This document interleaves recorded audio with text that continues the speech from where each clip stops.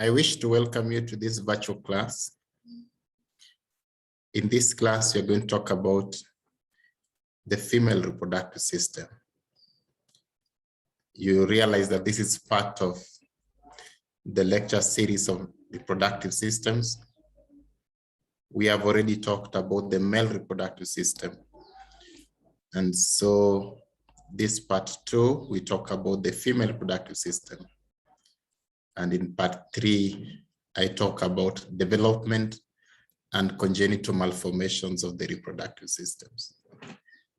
So in this lecture of female reproductive system, we largely focus on the anatomy and physiology of the female reproductive system in the absence of pregnancy.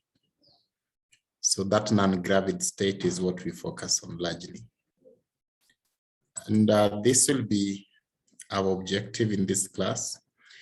We will first outline the components of the female reproductive system. Then we'll talk about what we call the female external genitalia. That will be one of the components we're going to outline. And so in the female external genitalia, we'll look at the anatomy and role of the female external genitalia, which is also called the vulva. We'll then look at the anatomy and role of the perineum. When you are talking about the female external genitalia, we'll define what is perineum and we'll talk about its role.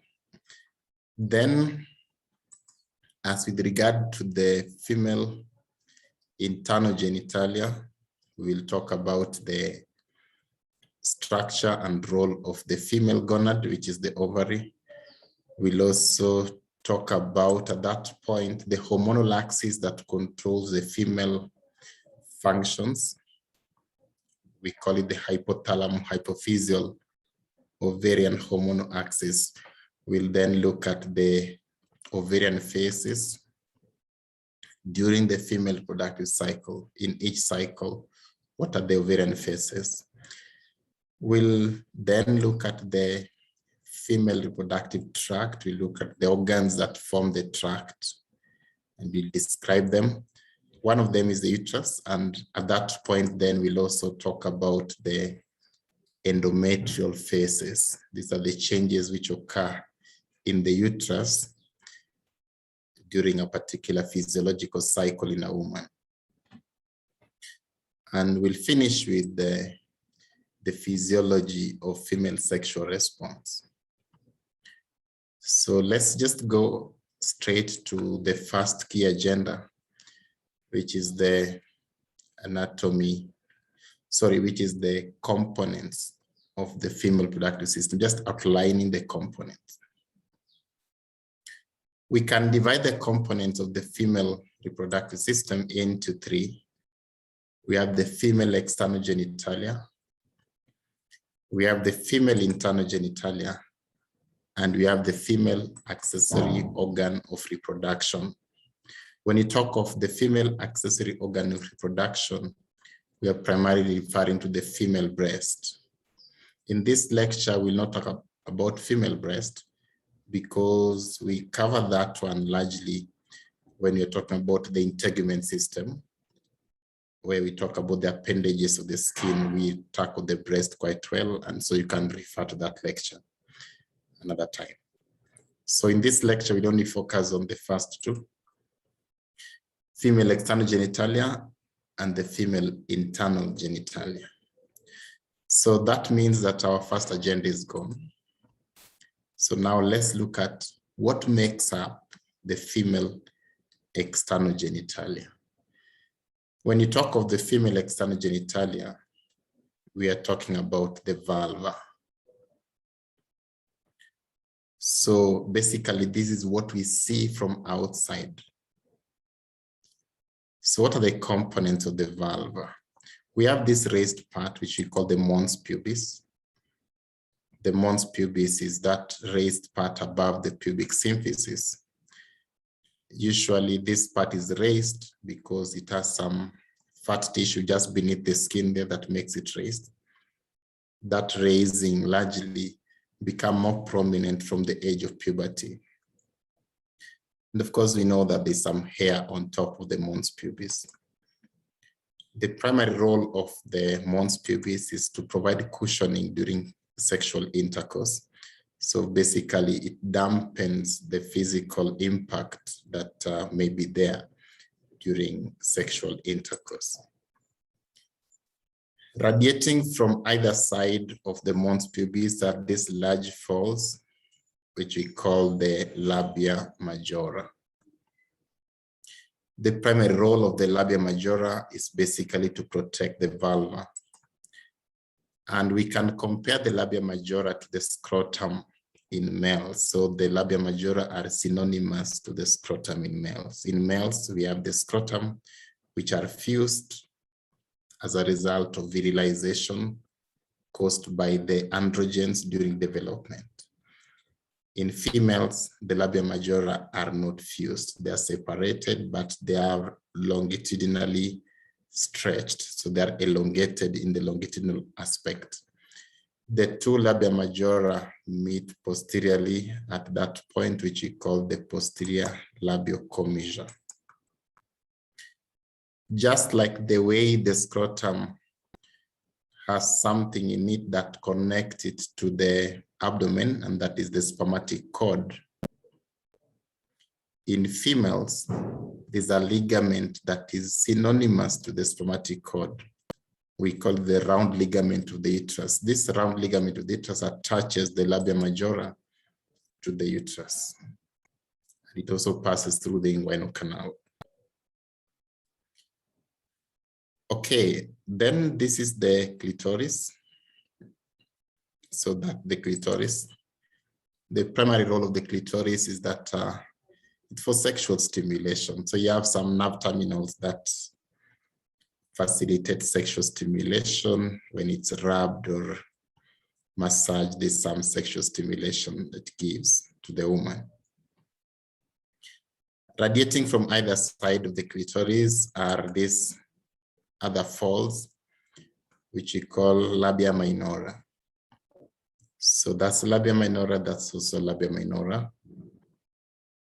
The two labia minora meet posteriorly at that point there that we call the frenulum of the labia. Now, the two labia minora enclose a region here. And the region enclosed by the two labia minora is what we call the vestibule. Into the vestibule are some openings. We have opening of the urethra. So we call that urethral opening or uretromeatus. You'll find that one at around 12 o'clock position. We also have the opening of the vagina, and it's unmistakable down here. So that's the vaginal opening, or what we call the introitus. But those are not the only openings in the vestibule, as someone may want to think. There are some glands which we call the Bartholin's glands, or otherwise known as the greater vestibular glands, or the glands of Bartholin. These glands open on either side of the vaginal opening and slightly down. If you are to go with o'clock position, then we'll say about 5 and 7 o'clock position.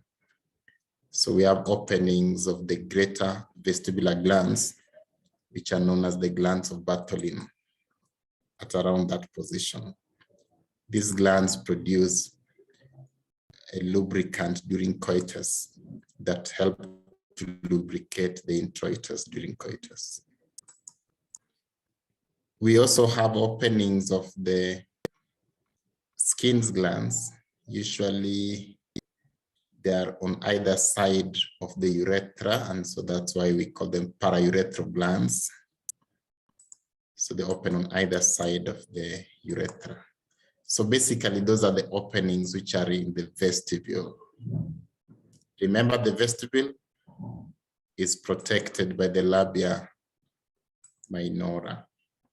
The labia minora is actually synonymous to the penile urethra in males, except again, because of virilization. In males, the penile urethra is fused and incorporated in the penis. In females, the labia minora are not fused. They are separated, and the gap between them is what we call the vestibule. So we've already talked about the urethromeatus, which is at 12 o'clock position. We've talked about the introitus, which is that one. And we've already talked about the posterior labial commissure, the junction between the right and left labia majora.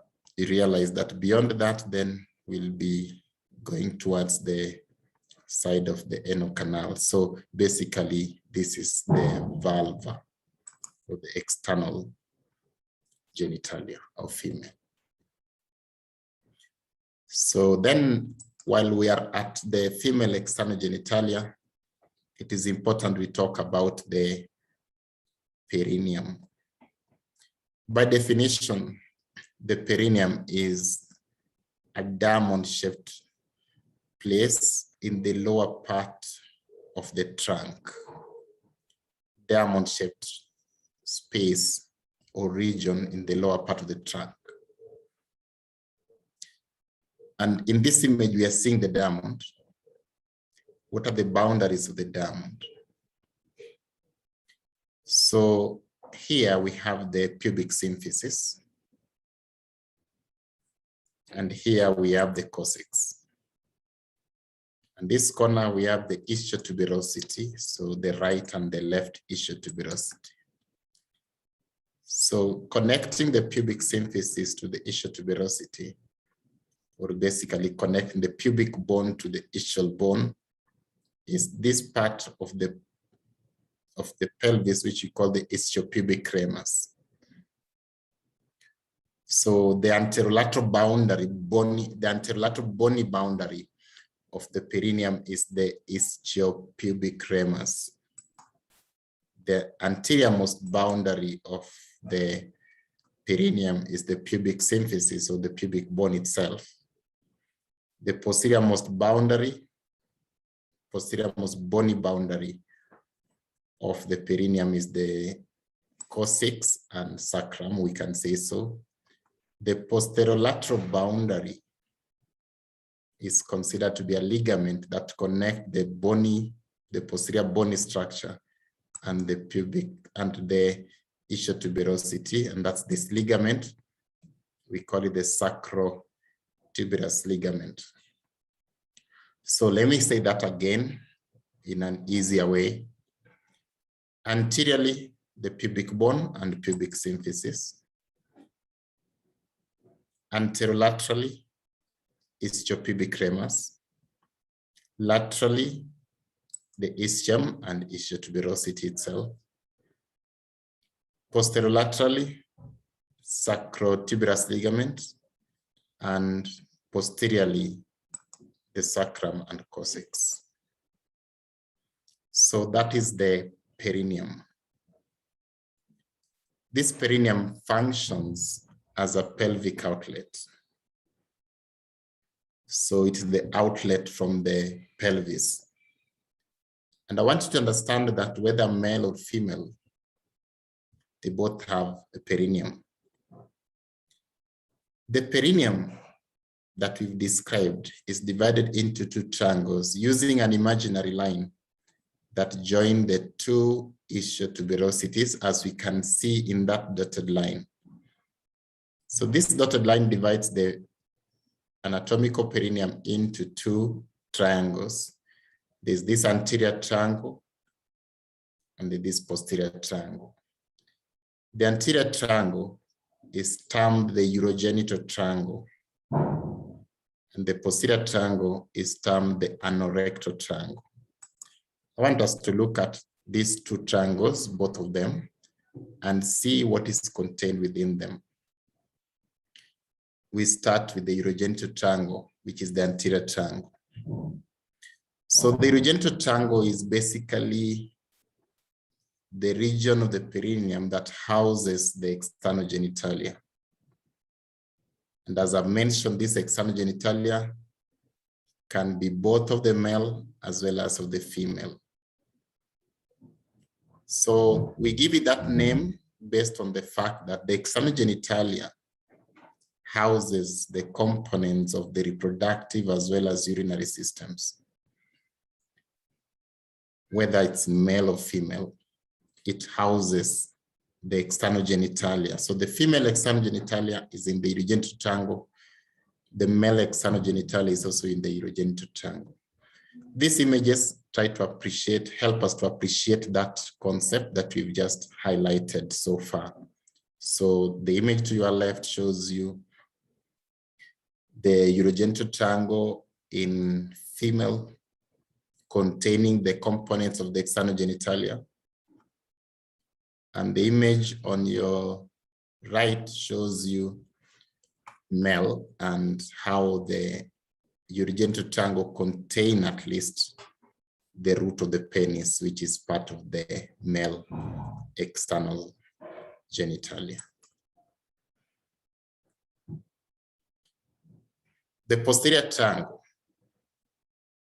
is what we call the anorectal triangle. The posterior triangle houses the external anal sphincter,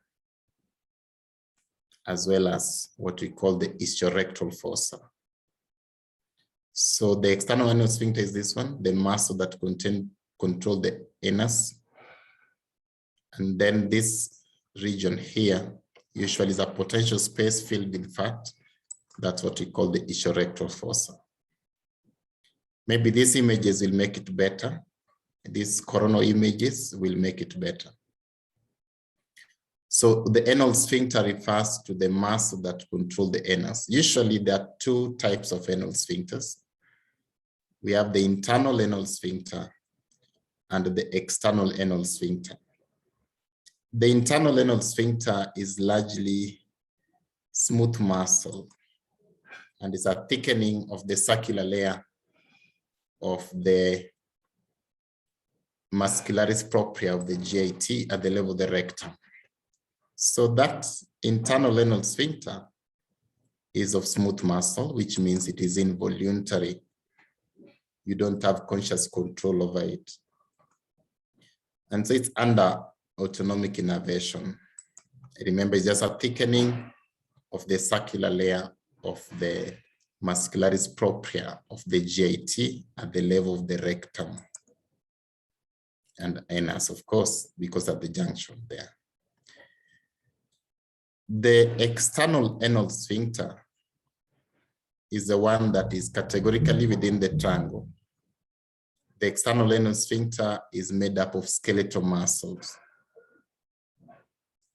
This external anal sphincter is therefore voluntary, which means you have conscious control over it. You can tighten it if you don't want gas or stool to pass.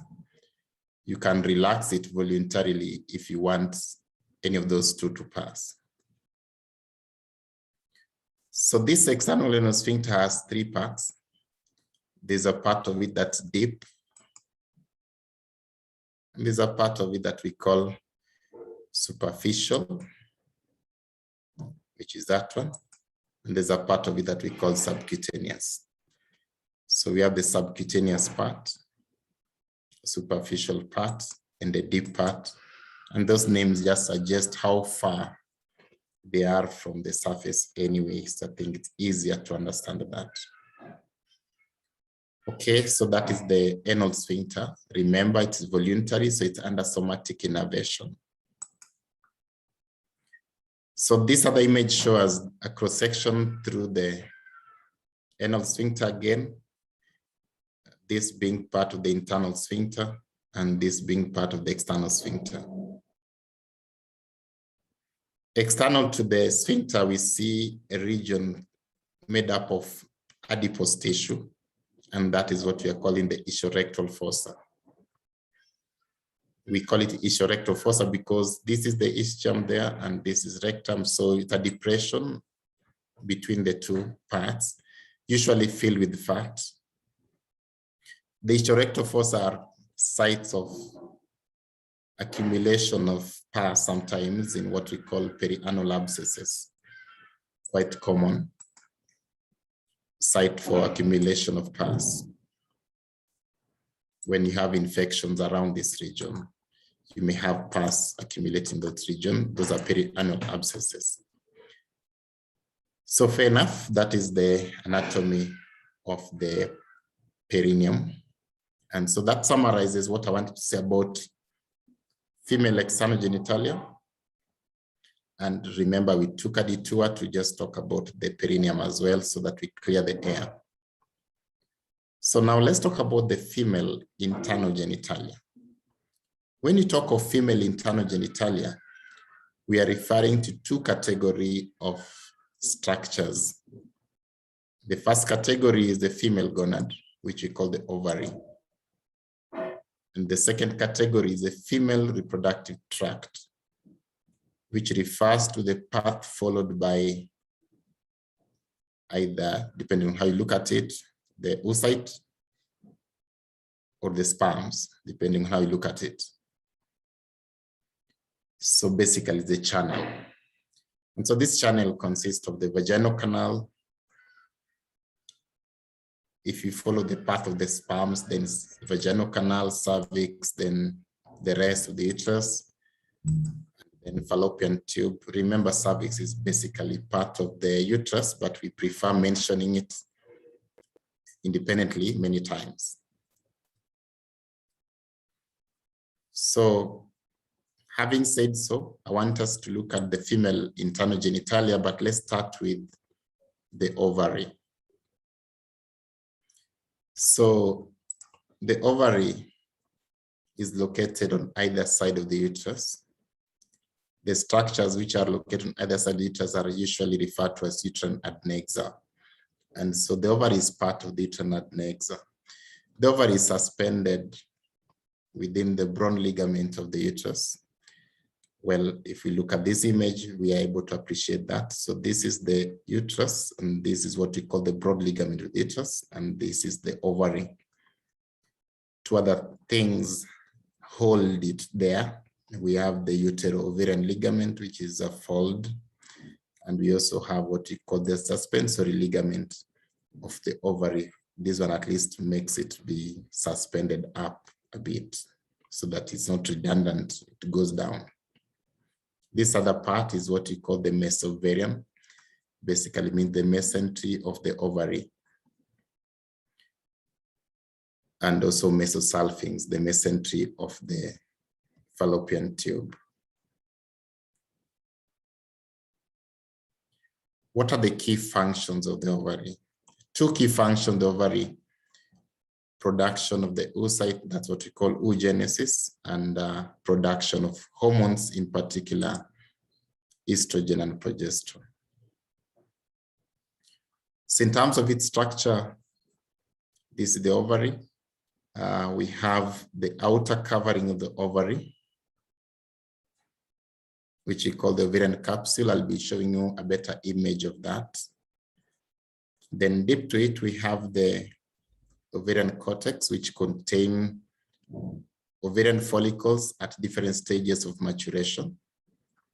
And within it, we have the ovarian medulla, which contain blood vessels and the rest of connective tissue system of the ovary.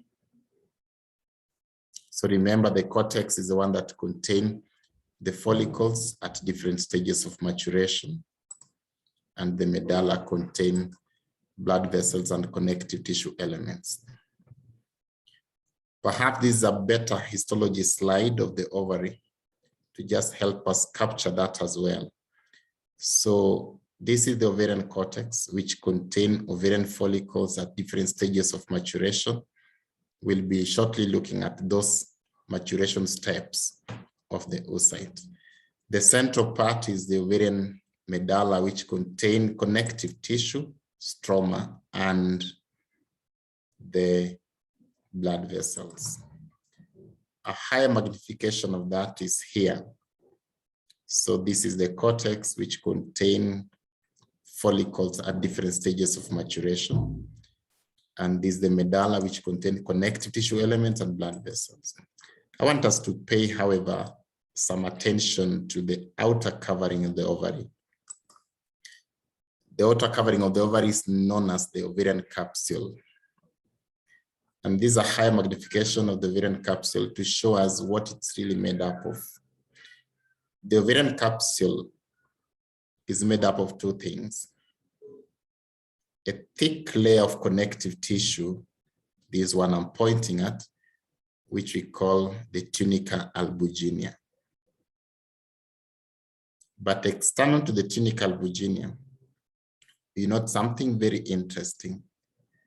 We see a simple cuboidal epithelial lining on the surface of the tunica albuginea.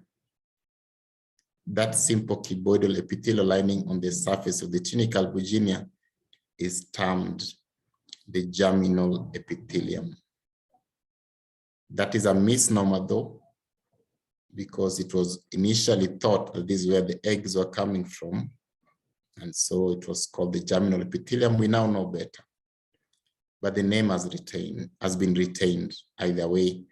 So the germinal epithelium refers to the simple cuboidal epithelial lining on the ovary that covers the tunica albuginea of the ovary. The tunica albuginea is a thick connective tissue layer that covers the ovary. The two, tunica albuginea and germinal epithelium, constitute the ovarian capsule. Then deep to it, we have the ovarian cortex, which contain ovarian follicles at different stages of maturation. Apart from the ovarian follicles, the cortex also contains the stromal cells of the ovary. So we've mentioned that one of the key functions of the ovary is oogenesis. Just a reminder about the fact that, about the story of oogenesis. Remember, it occurs in the ovarian cortex. The process of forming the oocyte begins before the girl child is born, but it becomes arrested at prophase 1 and can only be undone several years later after puberty in style. And so it takes several years to form a single oocyte. Some oocytes may take 15 years to be formed, some may take 45 years to be formed. The process of oogenesis ends at menopause, and menopause is defined as cessation of menstrual flow for at least 1 year. It occurs at around the age of 49 years. We know that the process of forming the oocyte is cyclic. So every month, about 15 to 20 oocytes are recruited to continue in their development, although in most of the time, only one will succeed. The oocyte is supported by some cells. The cells that support the developing oocyte are known as the follicular cells and the granulosa cells. We tend to use the term follicular if they are squamous, and the granulosa ones if they are cuboidal, and especially in the stratified context. So maybe just to familiarize with that, that the developing oocyte, as the oocyte develops, the one that has been recruited, as it develops, it is surrounded by supporting cells. I've already told you that the term follicular is preferred when they're squamous, and granulosa when they're cuboidal, and especially when they're stratified cuboidal from this stage onwards. There's usually something that covers the oocyte. We call that something the zona pellucida. It's a glycoprotein material that separates the supporting cells from the oocyte.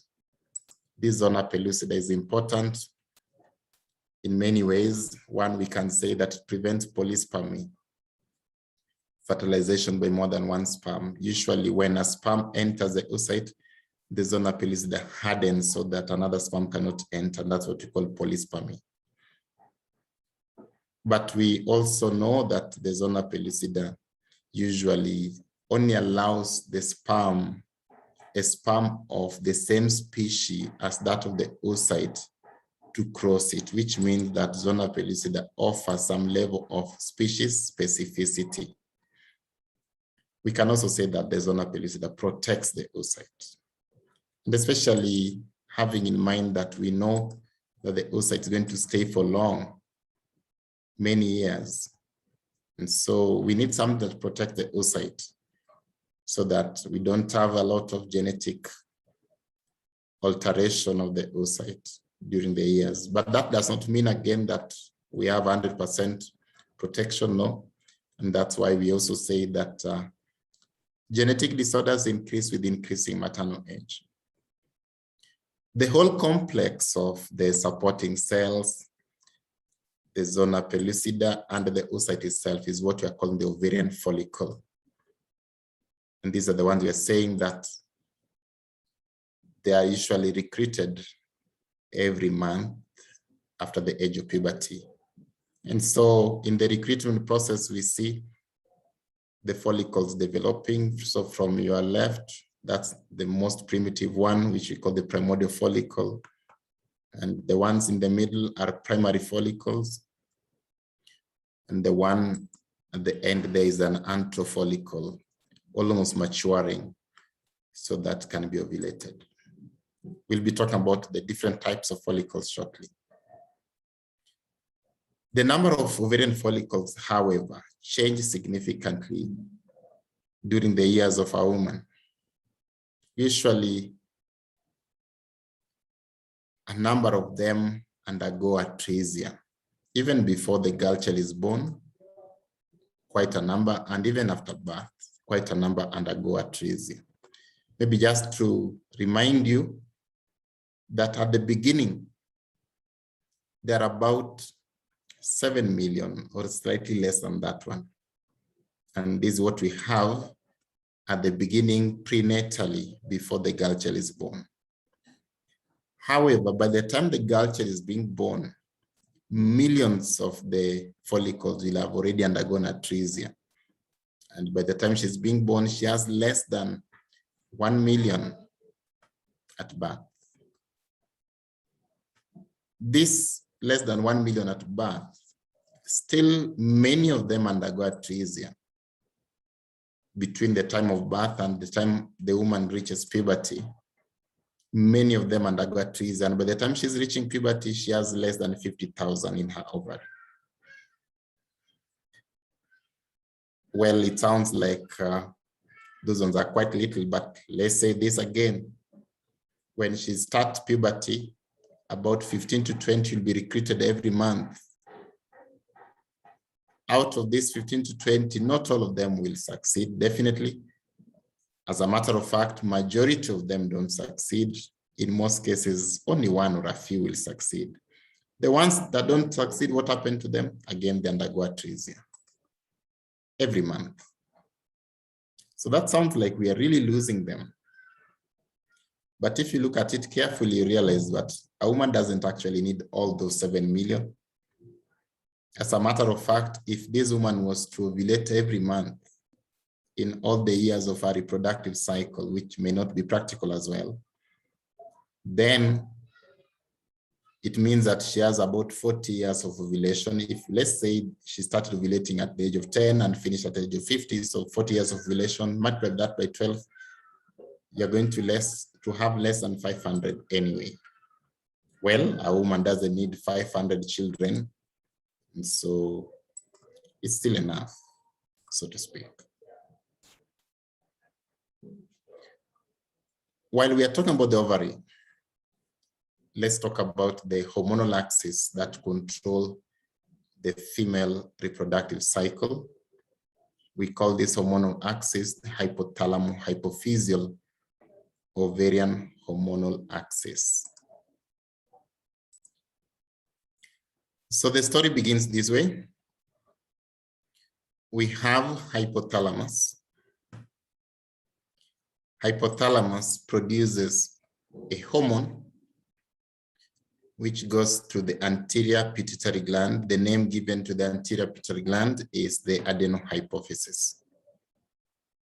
The hormone that comes from hypothalamus to the adenohypophysis in the context of hypothalamo-hypophyseal ovarian axis, that hormone is the GnRH, which stands for gonadotropin releasing hormone.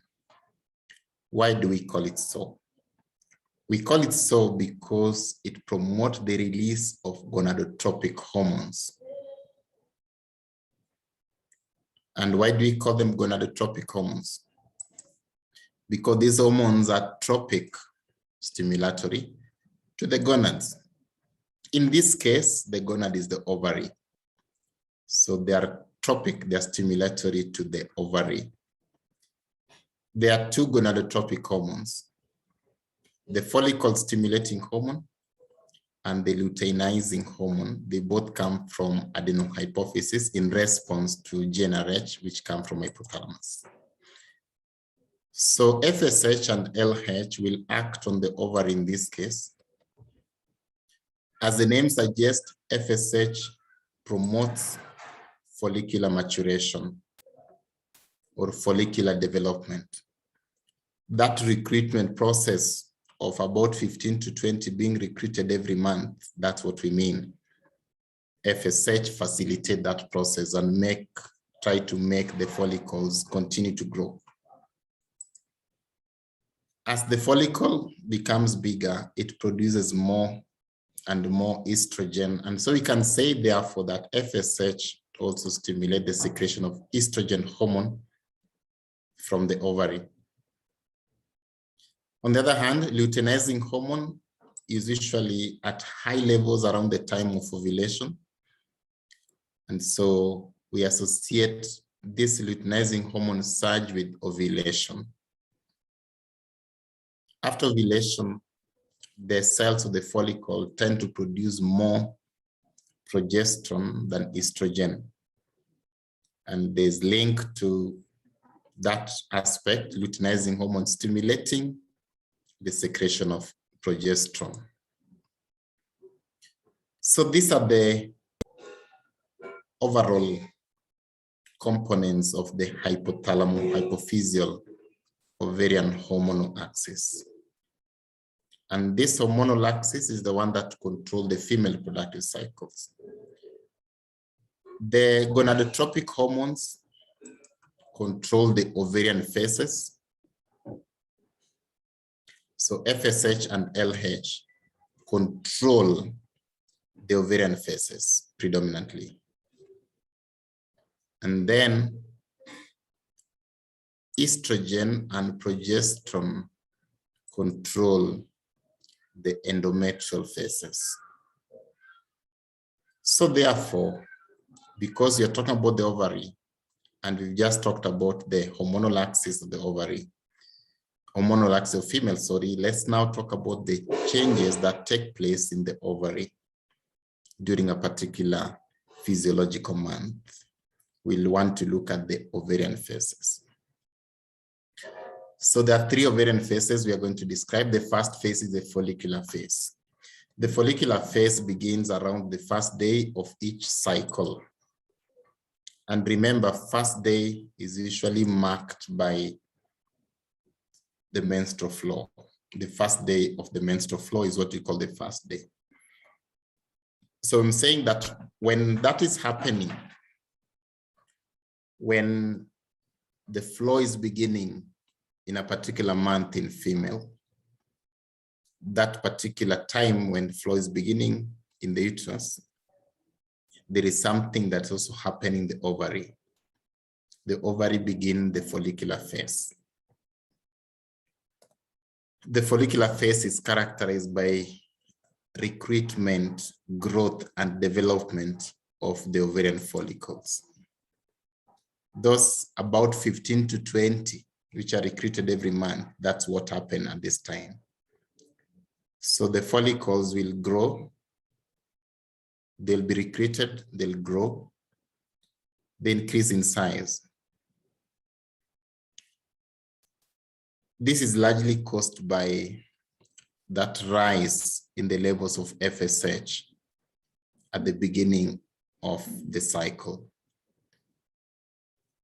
And that's why, therefore, we have follicular development, because this is follicle stimulating hormone.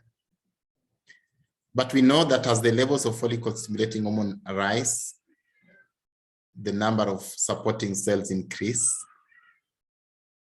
And as the number of supporting cells increase, the supporting cells release a lot of estrogen. And so the levels of estrogen increase. Therefore, we can link the follicular phase of the ovary to estrogen. And so we also call the estrogen phase. Well, it's not called estrogen phase largely because, not necessarily because there is high levels of estrogen, but also because this estrogen also actually acts on the follicle to also facilitate follicular maturation. So estrogen is also important in follicular maturation in addition to FSH. As the levels of estrogen rise in the early follicular phase, there's a negative feedback on the axis. That negative feedback causes deficiency or a reduction in the production of FSH. Unfortunately, smaller follicles are usually FSH dependent.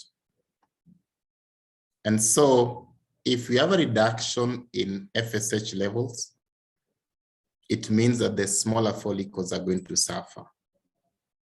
Actually, they undergo atresia. So that, remember, this is still early follicular phase. The smaller follicles undergo atresia. Why? Because we have FSH deficiency. Why do we have FSH deficiency? Because we have a rise in the levels of estrogen, and that has caused a negative feedback onto the hypothalamus-hypophyseal ovarian hormonal axis. And so we have reduction in the production of FSH as a result of negative feedback. The larger follicles are usually FSH independent. They rely largely on the estrogen that they're producing to continue to grow. And so they're not affected by the reduction in the levels of FSH. And so those larger follicles will most likely continue to grow. The largest of them all will be termed the dominant follicle or the leading follicle.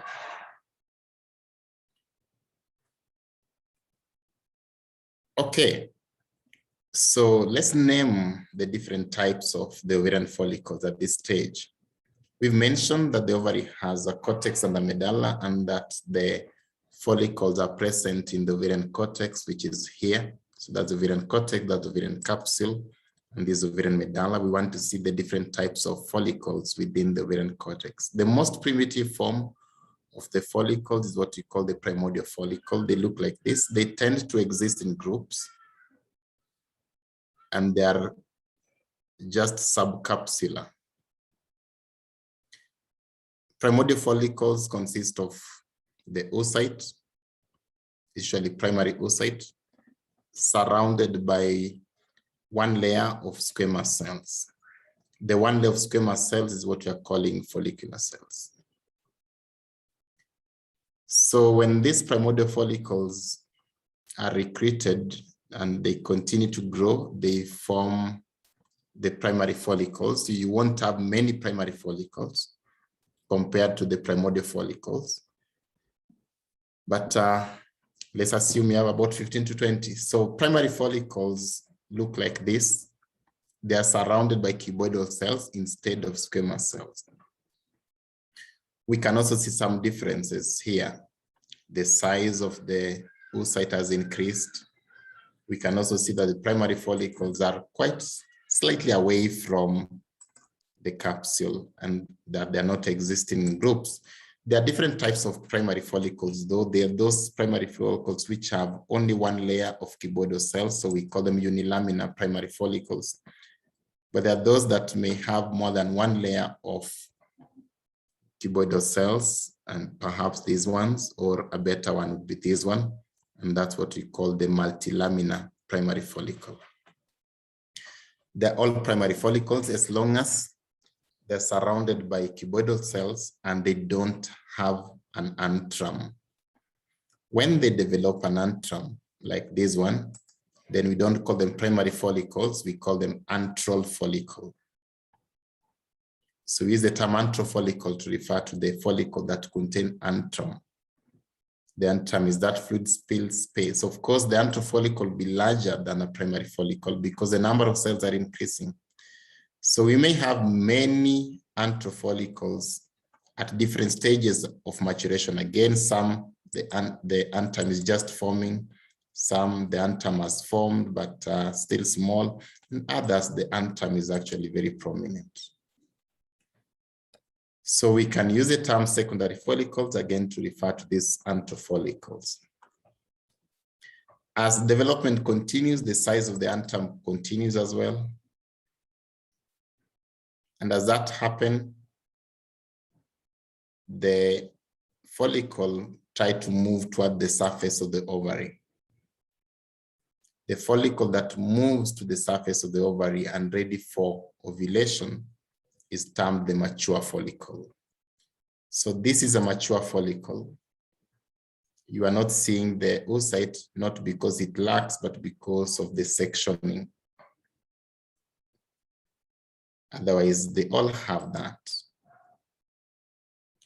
How do we know the mature follicle from the others? Usually the mature follicle will have the largest antrum. It will also be the one that is on the surface and indeed even protruding slightly onto the ovarian surface. We call that protrusion the stigma. So the follicle that has the stigma is the mature follicle, which is also known as the Graafian follicle. So those are the different types of ovarian follicles. Remember, this developmental process of the follicles from the primordial follicles to the mature follicle take place during the follicular phase of development and is facilitated by FSH as well as estrogen, and so we call that the estrogen phase. Remember, during the early follicular phase, the levels of estrogen that were rising caused some negative feedback onto the axis, and that led to reduction in production of FSH, and that is what causes the other follicles to undergo atresia, but the larger follicles will continue to develop. The late follicular phase is characterized by something else that I'm going to describe as we talk about the ovulatory phase. But before we talk about the ovulatory phase, let's talk about the parts of an antral follicle.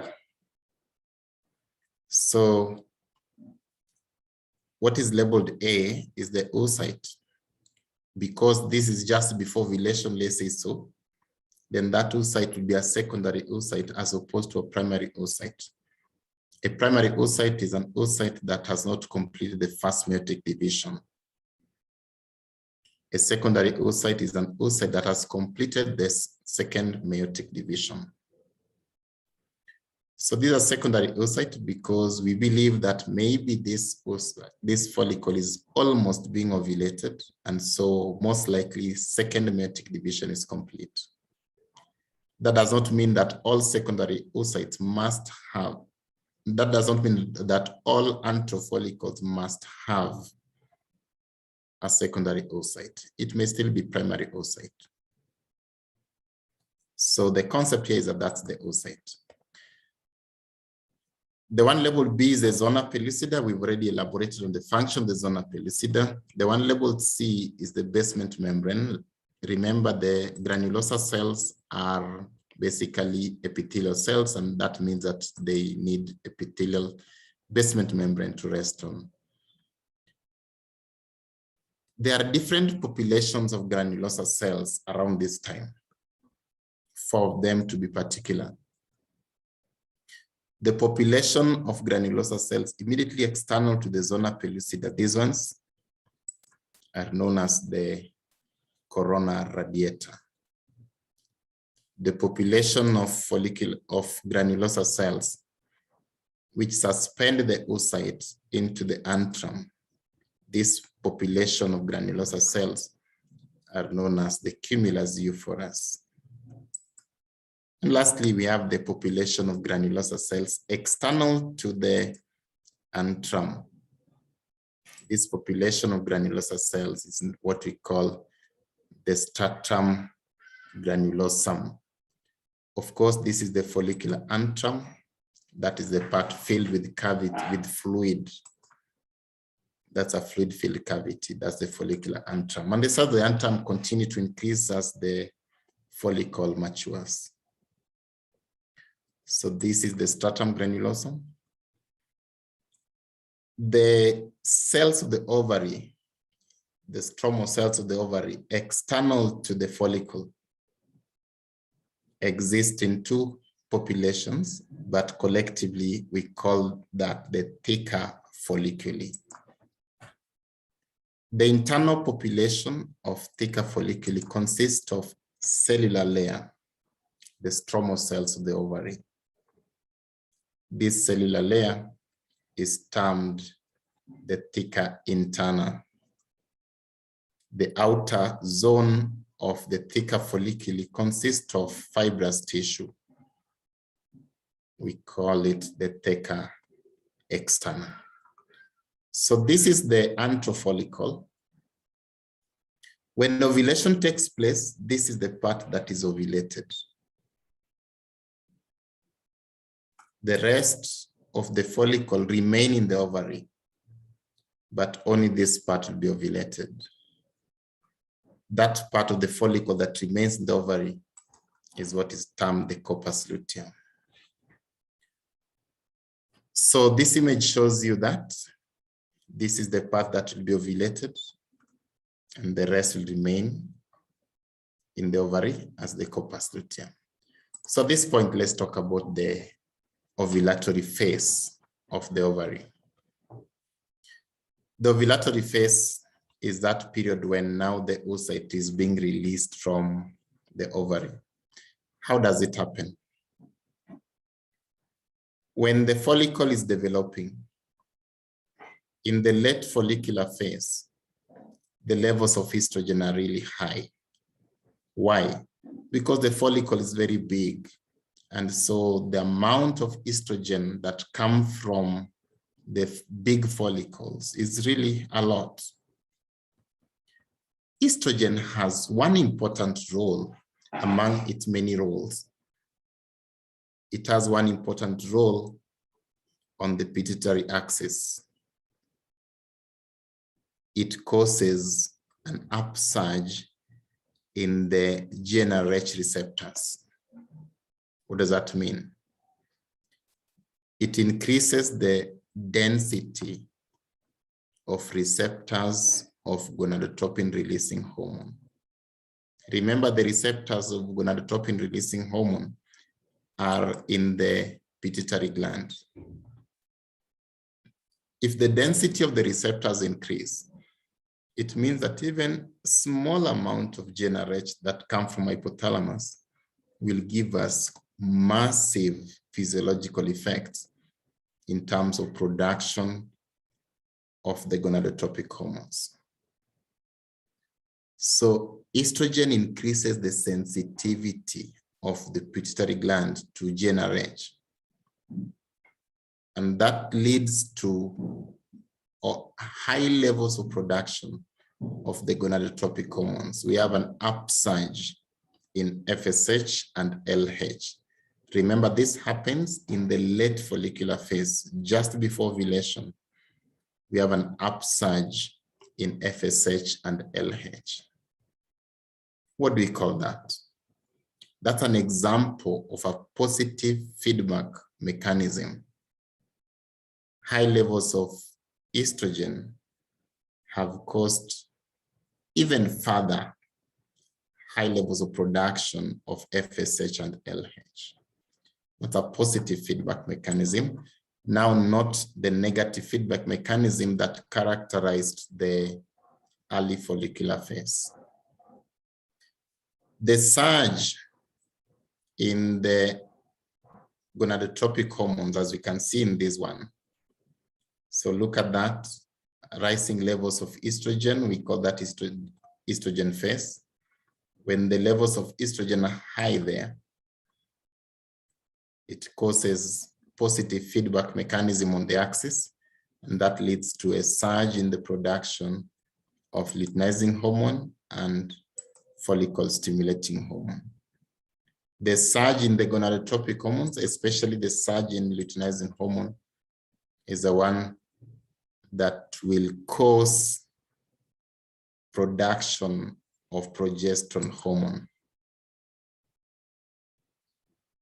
The increased production of progesterone hormone lead to triggering some molecular mechanisms that lead to extrusion of the egg from the ovary.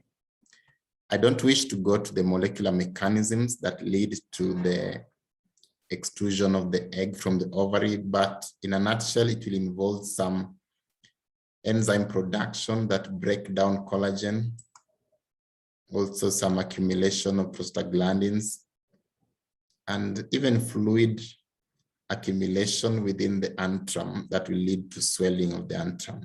Eventually, we'll have rupture.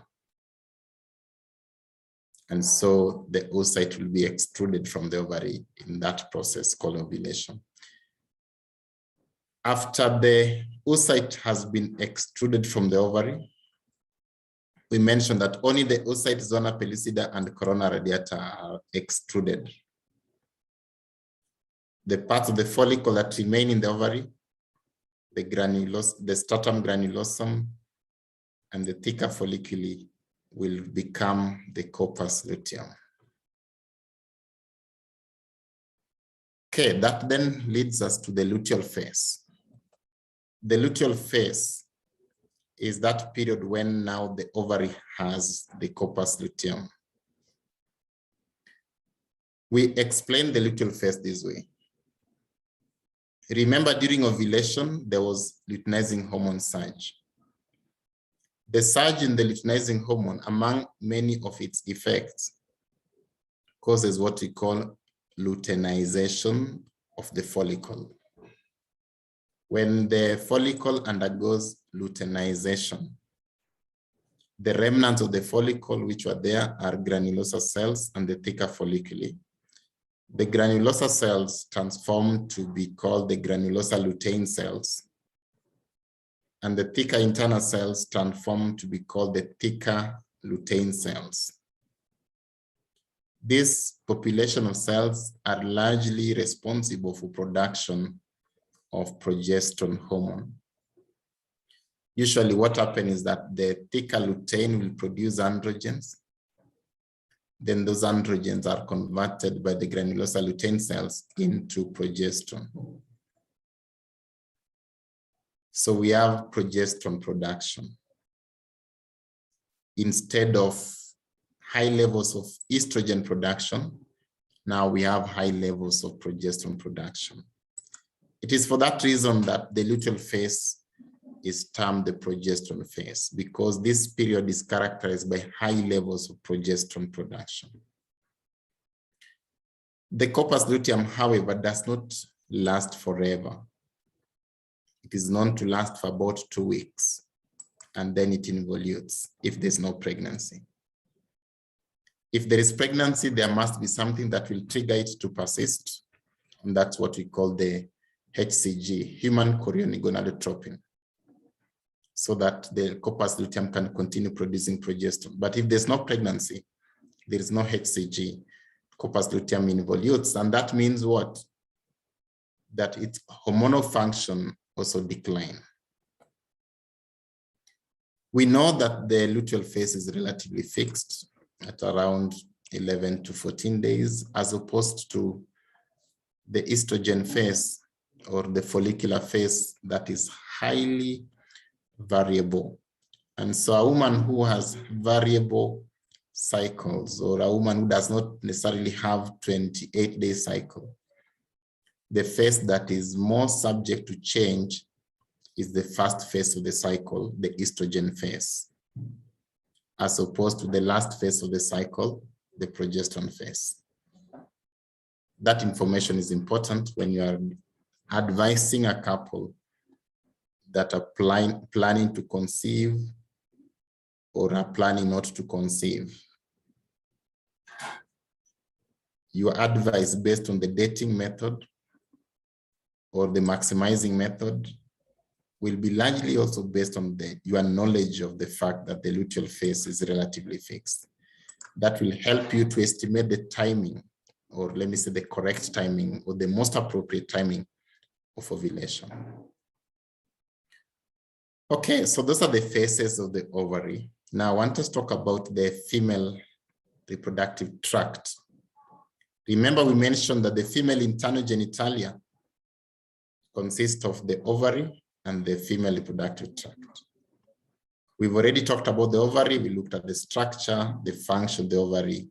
And while we're there, we looked at the hormonal axis, and we also looked at the ovarian phases. Now, I want us to look at the component of the female reproductive tract.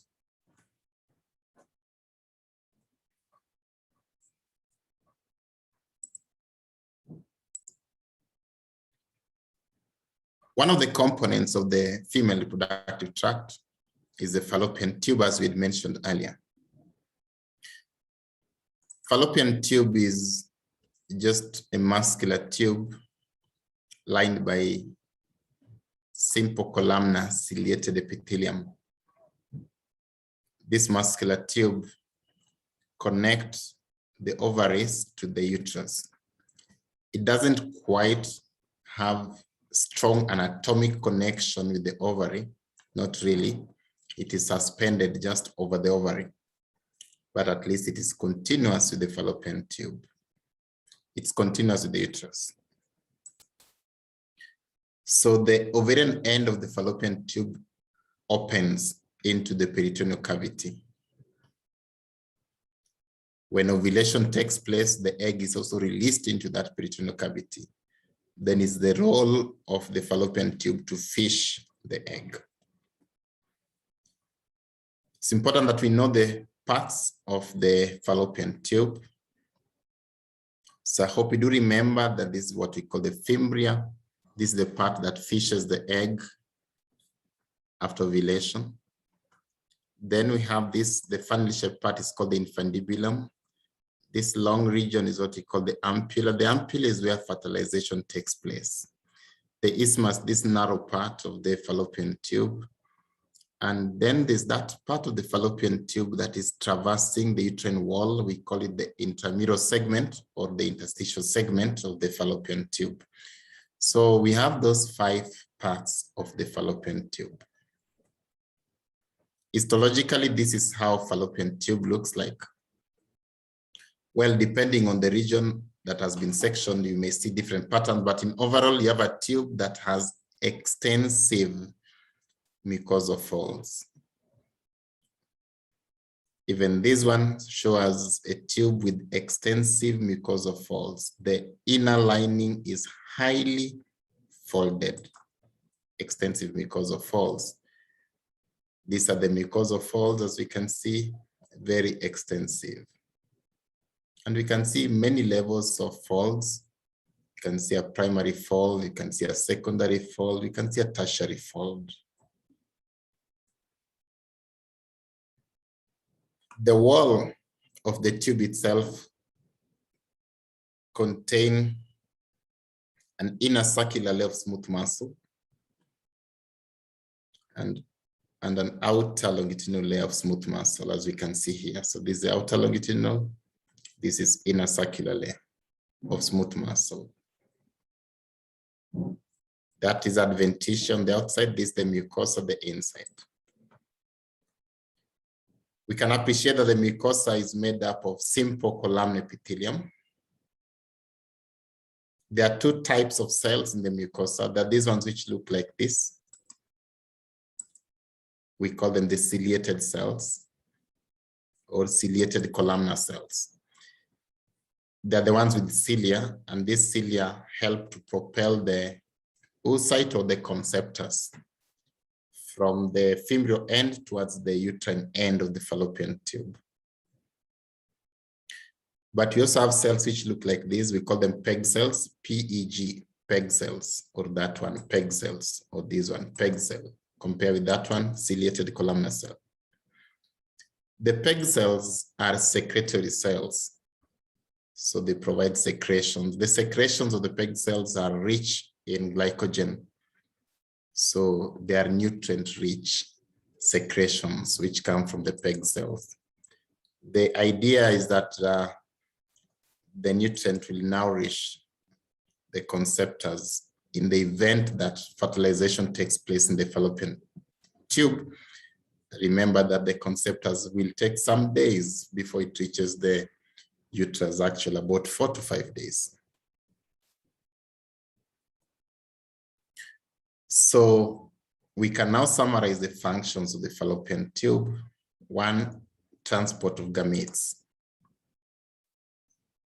The gamete you're talking about here are both the oocyte as well as the sperm, except that direction be different. So the oocyte is transported towards the direction, facilitated by the contraction of the fallopian tube and the ciliary activity of the fallopian tube, as well as the secretions actually within the fallopian tube. The sperm is transported this way. The sperm transport largely relies on the motility of the sperm and the contractions of the fallopian tube. The ciliary activity of the fallopian tube is against sperm transport, but it promotes oocyte transport or the transport of the conceptors if fertilization takes place. We also know that the fallopian tube is a site of fertilization. Fertilization in particular takes place within the ampulla of the fallopian tube.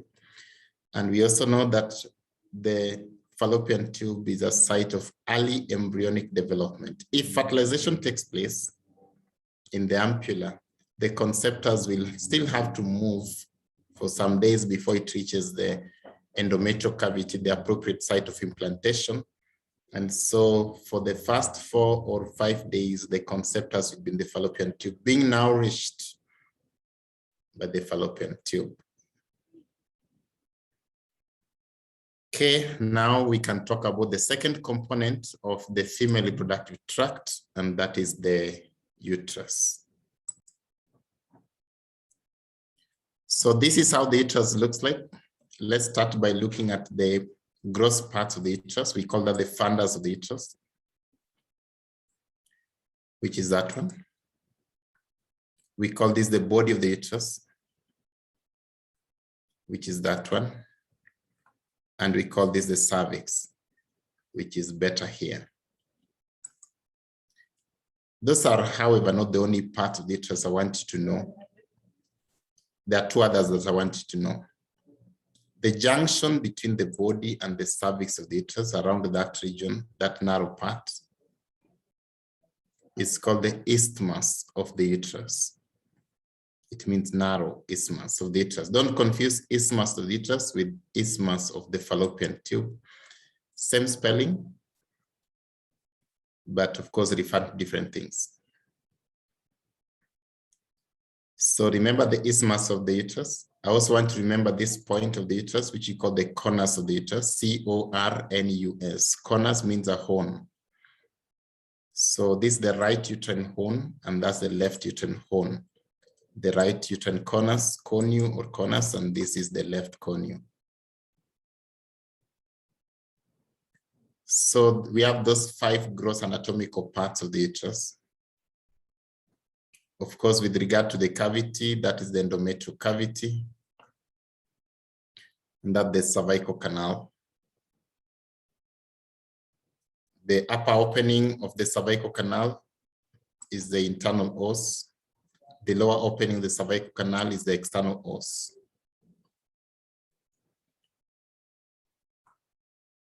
On either side of the uterus, we have this, what you call the uterine adnexa.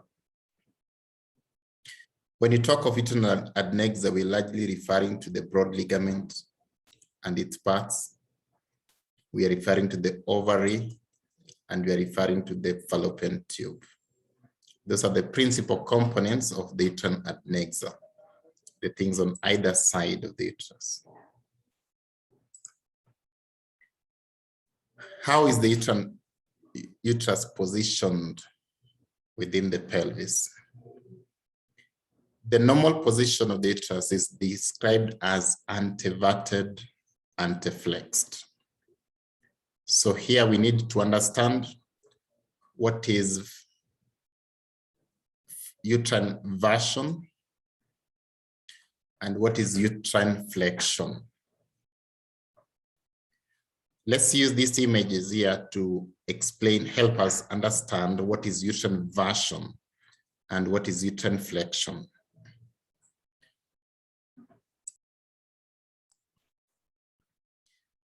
Uterine version refers to the angulation between the long axis of the vagina and the long axis of the cervix. The angulation between the axis of the vagina and the axis of the cervix. That angulation is what we are calling the angle of uterine version. So we can use the term anteverted, which is the normal one, which means that the angle is folding forwards, the uterus is folding forwards. So it makes it almost at 90 degrees there.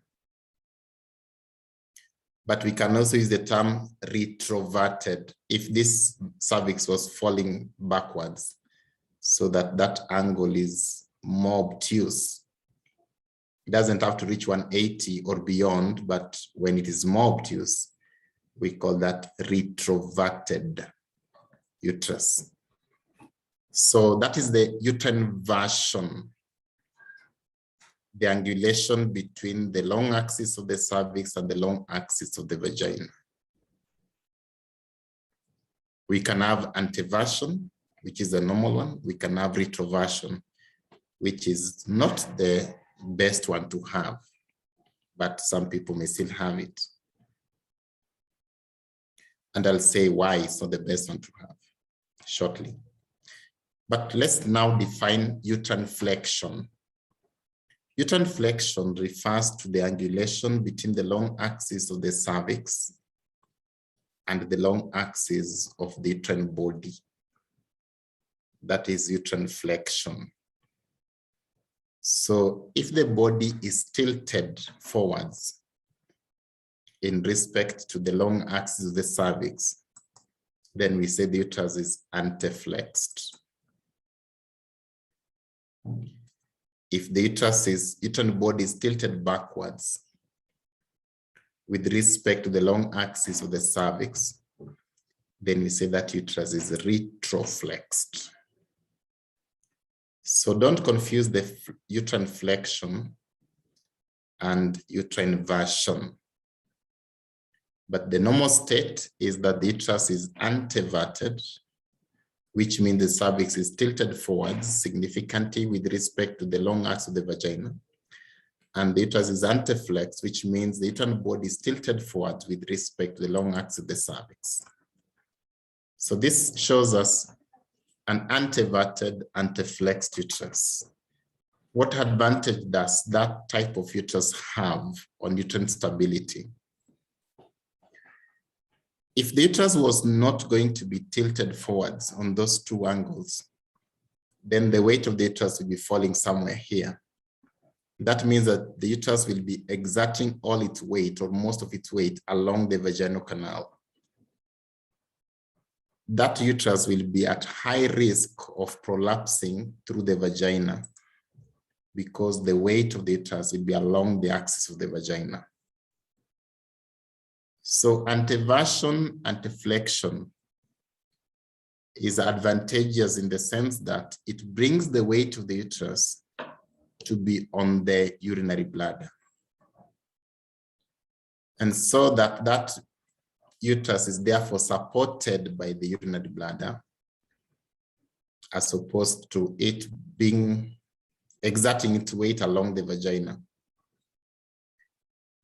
To maintain its position in that level, that's why now we have the round ligament of the uterus, which attaches it to the labia majora. So the role of the round ligament of the uterus is to help the uterus maintain the anteverted, anteflexed position, which is vital for uterine stability. And so this anteverted, anteflexed position is very key in uterine stability. It ensures that the weight of the uterus is on top of the urinary bladder as opposed to along the vagina. Well, the other key stability of the uterus is basically the muscles on the pelvic floor. You can call that pelvic diaphragm. It's also a very strong stability factor of the uterus. If you have weakness in the pelvic floor of a woman, then the uterus can also fall down. Remember, the pelvic floor now hold all the organs of the female pelvis intact, including the blood itself. So you can imagine if it's weak, then the organs of the pelvic floor will be affected, including the bladder. What are the relations of the uterus? I want you to figure this out. Maybe at your own time, look at, so which organs are in front? You'll see the bladder there.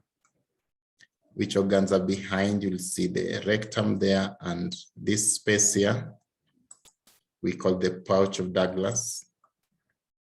This pouch of Douglas is a potential space, but usually within here, you may have the sigmoid colon falling there or the small intestines falling there. So those are still posterior relation of the uterus. Inferiorly, you can see the vagina, and superiorly, we expect the coils of the small intestine as well as the coils of sigmoid colon also on top.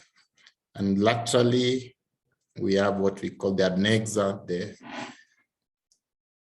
ovary, the broad ligament, the fallopian tube. But there's something I want to add as a lateral relation. That's the urinary blood, the ureters, ureters are lateral to the uterus. I want you to remember that. Look at that again in an atlas and try to appreciate those relations of the uterus. In terms of blood supply to the uterus, there's one main blood supply to the uterus, and that's the uterine artery. It's a branch of the internal iliac artery. It's the main source of blood supply to the uterus, but it's supported by the ovarian artery. The ovarian artery is a branch of the aorta. Takes blood to the ovary, but there's some branches of the ovarian artery that follow the fallopian tube to reach the uterus. So if you are to mention two arteries that supply the uterus, you have the uterine artery and the ovarian artery. The blood vessels of the uterus go through the wall of the uterus, and they may have different naming systems depending on the level that they're in. You may be aware already, but we're going to talk about the layers of the uterine wall. So the branches of the uterine artery enter into the muscular layer of the uterus, and they form a plexus actually within the muscular layer of the uterus.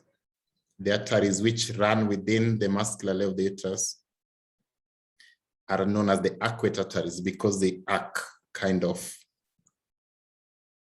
That layer of the myometrium where they are found is called the stratum vascularis. From the arcuate artery, there's some branches which come out straight into the endometrium. We call them radial arteries because they're given a radial pattern. You know, radial means that there's a centripetal point, then things come out from that particular center. So those are the radial arteries. Then the radial arteries give you some branches which are given off to the stratum basalis of the endometrium. We call those on the straight arteries. The parts of the radial arteries that extend into the stratum functionalis of the endometrium usually coil so much, we call them the spiral arteries. These are the ones that would be affected at some point during menstruation, the spiral arteries. They are highly coiled arteries, and they extend into the stratum functionalis of the endometrium.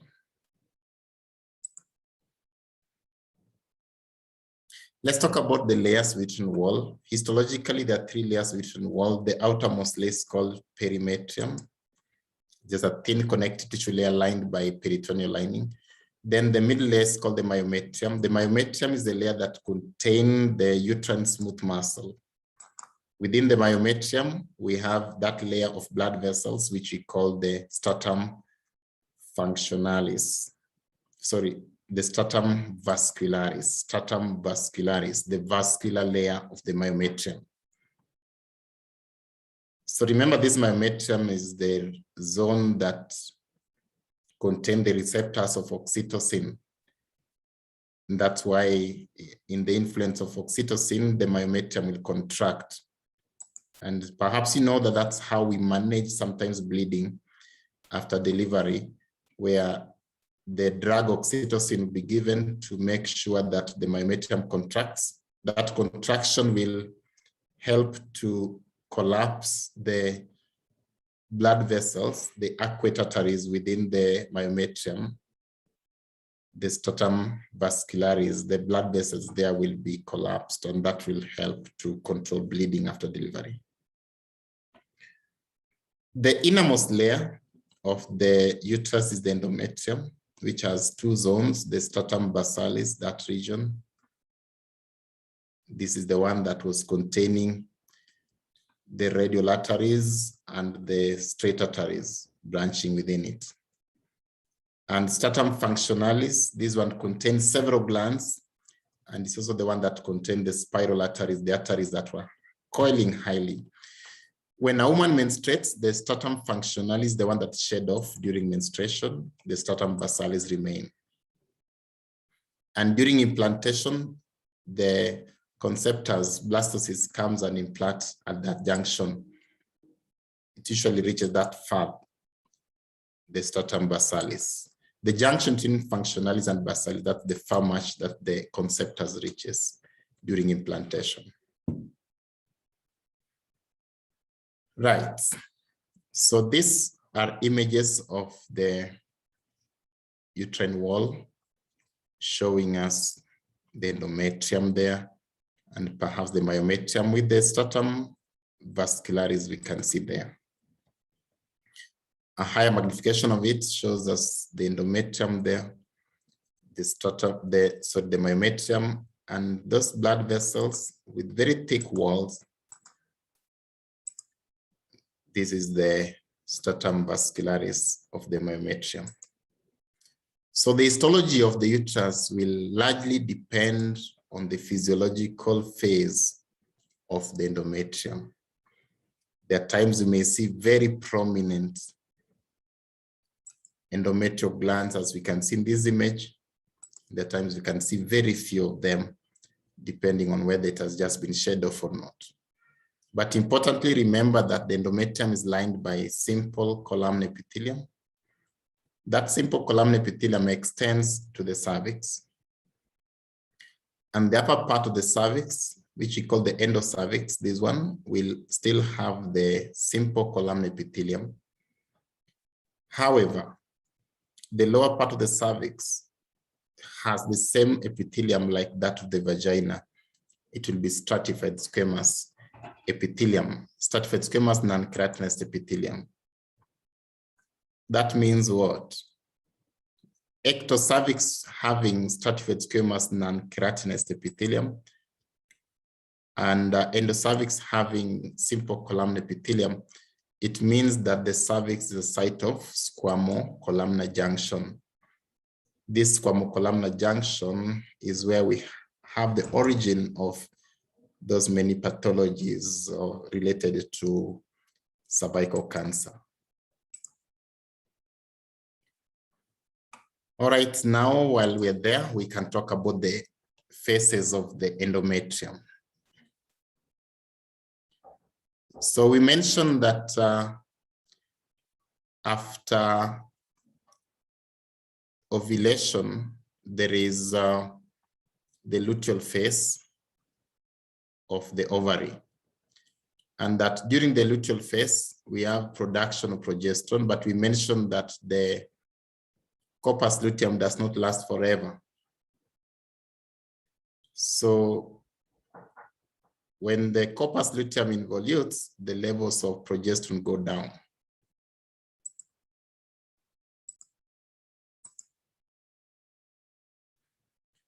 So the first phase I want to talk about, the phase of the endometrium I want to talk about, is what we call the menstrual phase.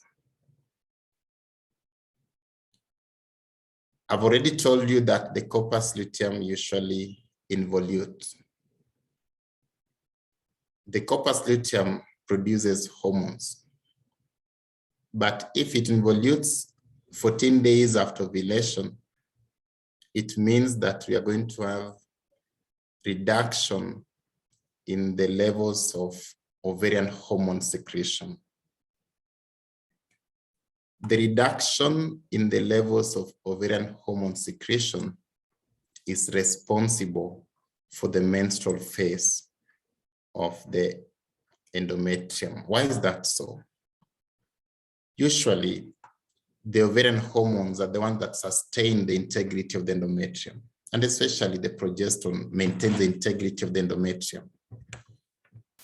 So when we have ovarian hormone deficiency, the endometrial integrity is compromised, and so it will disintegrate. The blood vessels of the endometrium also do not become adequate in supplying the endometrium, and so the endometrium becomes ischemic. So what's the effect? There'll be shedding of the endometrium, and that's what we call the menstrual phase.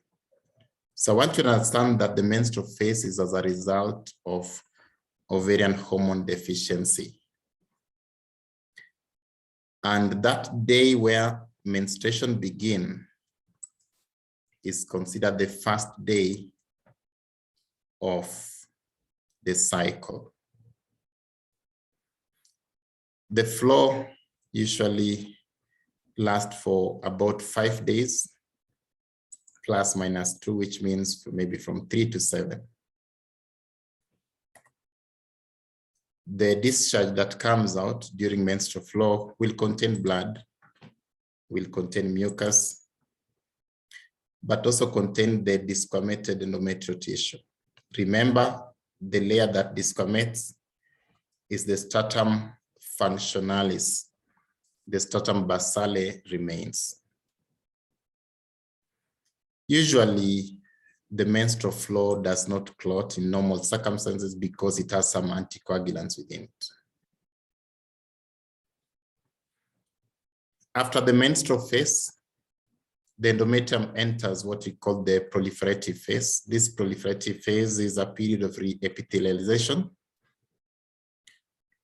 So basically, the epithelium of the endometrium regenerates itself. This coincides with the follicular phase of the ovary. So that means that we have estrogen being produced from the ovary. The estrogen hormone is the one responsible for the regeneration of the endometrium. And so the proliferative phase of the endometrium is also termed the estrogen phase. Remember, I told you when we were starting that the endometrial changes are largely due to ovarian hormones, and the ovarian phases are largely due to pituitary hormones. So that's why here we are talking about estrogen, and we're going to talk about progesterone as well in the next one. So look at that. During the early follicular phase and even going to the late follicular phase, the levels of estrogen rise. So as the levels of estrogen rise, we have that effect on the endometrium, making the endometrium to proliferate. And that's why we call the proliferative phase. Now, as the levels of estrogen rise, when the levels of estrogen reaches that peak, it has an effect on the type and amount of cervical mucus. At the peak of estrogen hormone, the amount of cervical mucus is abundant. It's quite a lot. And the mucus is more elastic as well. Why is that so? Remember, at the peak of estrogen secretion is around the time of ovulation, because it's going to trigger that positive feedback mechanism that leads to ovulation. So we are around the time of ovulation.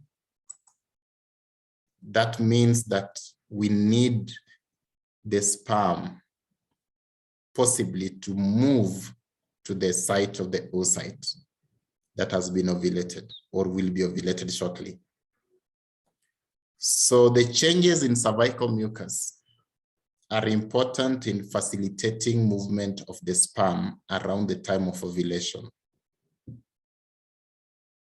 We can therefore use this also to know one of the physical markers that a woman could be ovulating is that we can look at the change in the consistency, the texture, and the amount of the cervical mucus.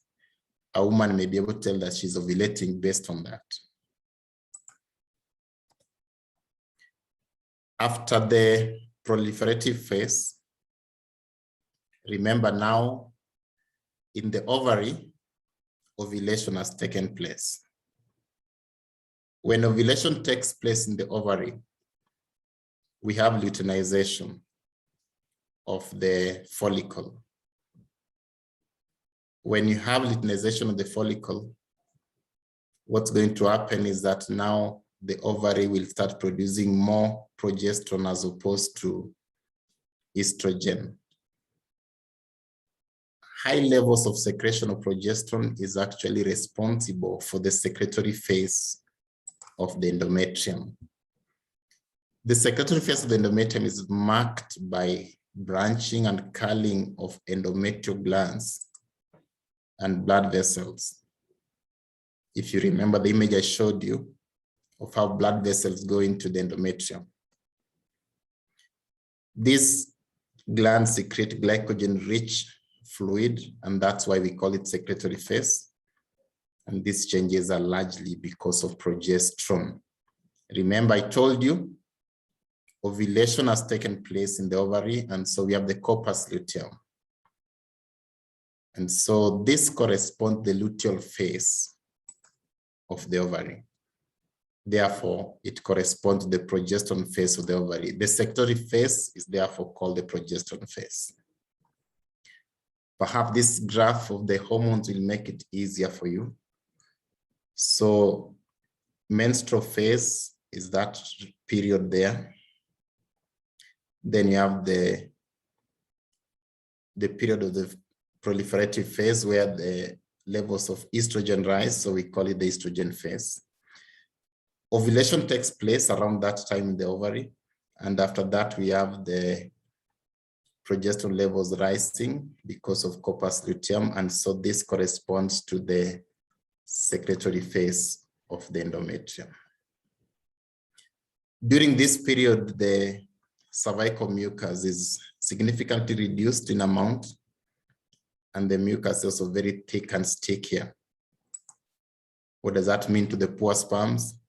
They can swim faster. So this is ideally blocking sperm movement. So perhaps that's important to note. It also forms the basis of some contraceptives, you know, like the E-pill, the emergency contraceptive, which is usually progestin-only drug. In the presence of progesterone, the cervical mucus becomes thick and stickier. So if a woman takes that drug, the cervical mucus becomes thick and stickier, which means that the sperms can now not swim faster into that particular mucus. You can imagine how sperms swimming within porridge, they won't go far. Okay, so I think I'll not spend much time on this one. I've already correlated for you the ovarian phases. We talked about the follicular phase, ovulatory and luteal phase, and how that has an impact on the endometrium. During the follicular phase, we have rising levels of estrogen, and that's responsible for the proliferative phase. Then ovulation takes place, and then you have the luteal phase. During the luteal phase, we have rising levels of progesterone, and that's responsible for the secretory phase. But as the corpus luteum involutes, the levels of progesterone go down, and so the endometrium becomes ischemic and menstruation takes place. Okay. So that summarizes the story of the uterus and endometrial changes. Now we can talk about the third component of the female internal genitalia, and that's the vaginal canal. So this is the vaginal canal. Usually it's angulated somehow, about 70 degrees, 60 to 70 degrees from the horizontal plane. It extends upwards to surround the cervix. Anteriorly, we have the anterior fornix, and posteriorly, we have the posterior fornix. Those are the parts of the vagina around the cervix, anterior fornix and posterior fornix. And this is the cervix, basically, with the external os there. So anyway, this is the vagina. From outside, the vagina is more of a vertical slit, so having a right and a left wall. But as you go in, the vagina is more of a horizontal slit, and so you have an anterior and a posterior wall.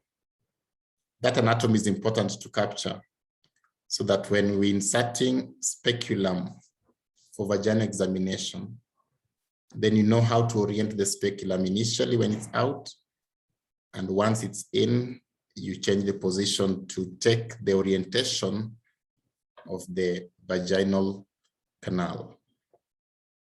So from outside, it's a vertical slit like that with right and left walls.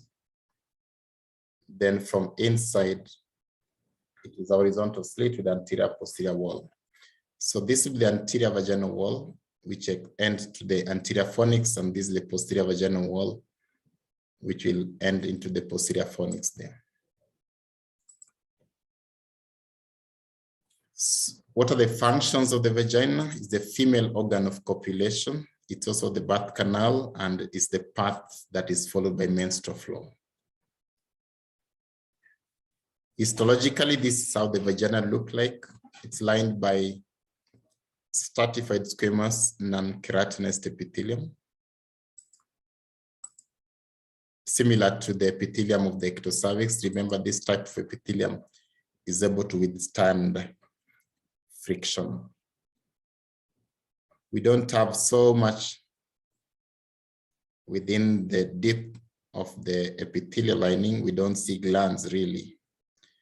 It's one of the ways of distinguishing the vaginal canal from the esophagus. Okay, now let's finish with the physiology of female sexual response. So female sexual response, just like male sexual response, will have to begin with sexual stimulation.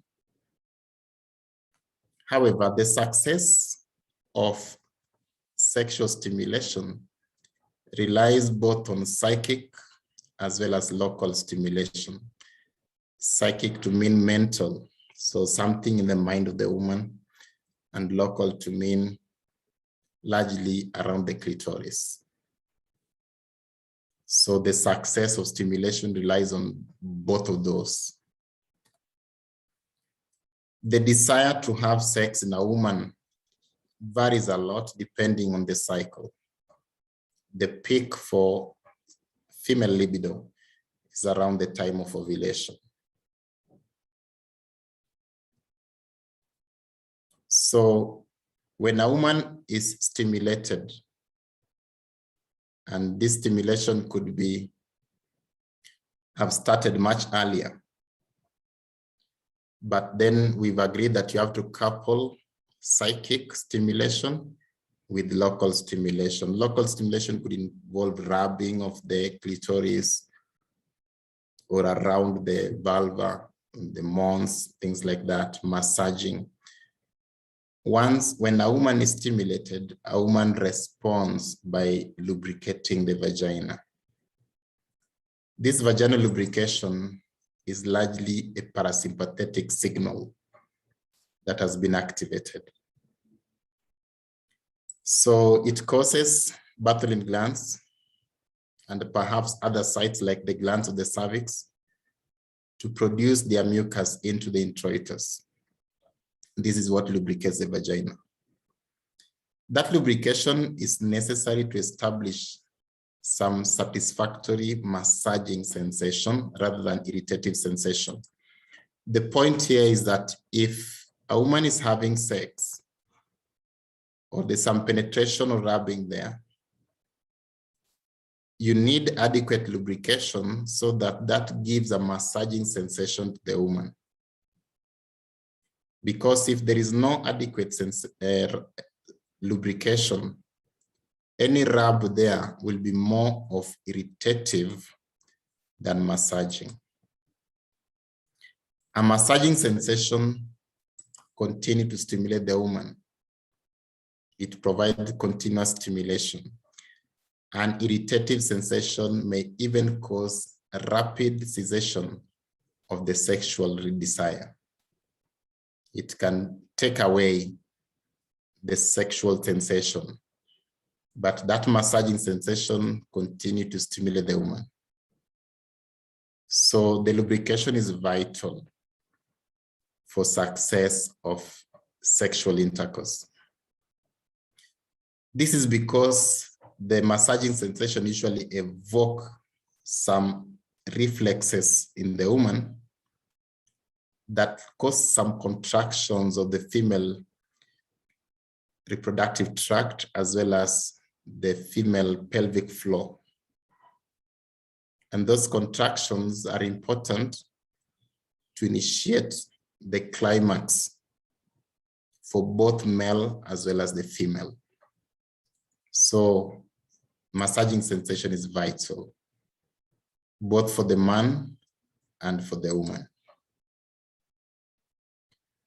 If a woman has well lubricated and it is in the context of sexual intercourse or the stimulus is continuing, let's say so, then the woman will respond by clitoral erection. This is still parasympathetic signal doing this. Remember, from male perspective, parasympathetic would cause vasodilation of penile vasculature. Same scenario happens even in the female.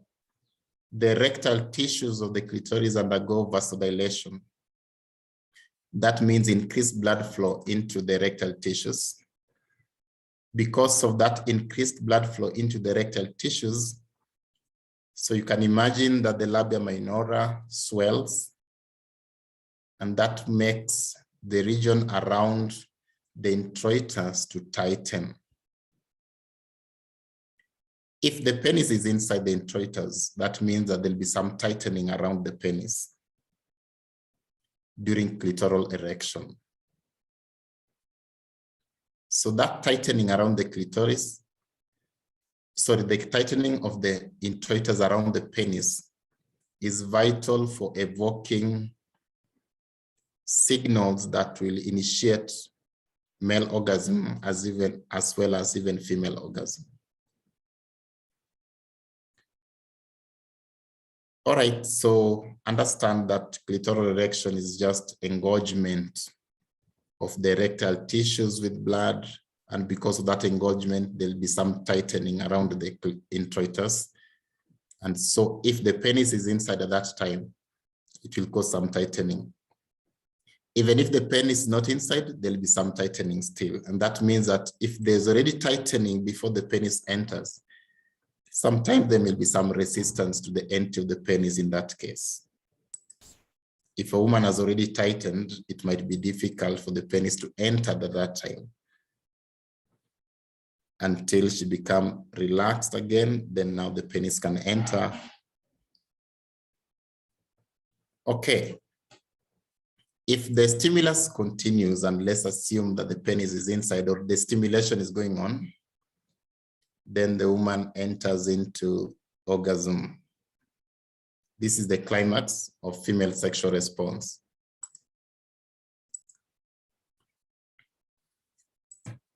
So what happens during the female female orgasm?